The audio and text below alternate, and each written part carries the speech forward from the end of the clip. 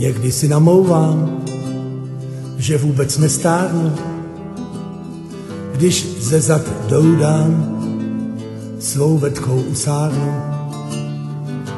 Pak přijde po špičkách ta chvíle bytelná, u nohou zabublá mi říčka křemelná a zas mám jehličí v podrážkách pohorků, nad sebou kočičí mám hřbety pahorků.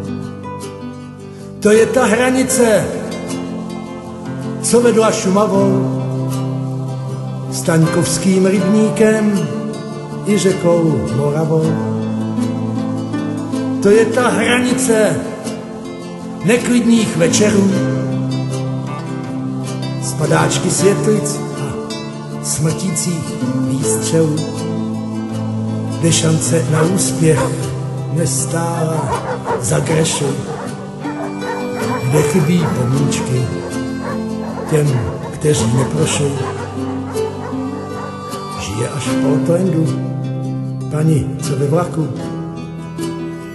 hráškama uspala děti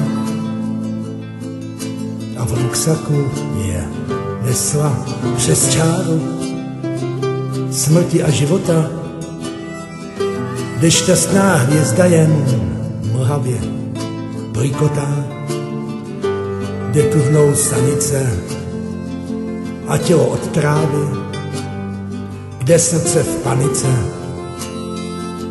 bubnuje do hlavy.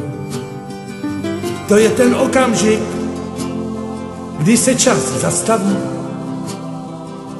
jak vojín Bartyček ve vlnách Moravy. Když vítr zafičí, shrnuji rukávy, dál stezka věličí, příběhy vypráví. Na téhle hranici už vládne klikamý, já držím v pravici ostnatej suvenír.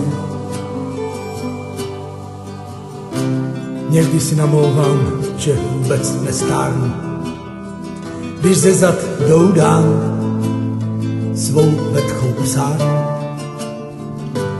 A pak se přiblíží ta chvíle bytelná.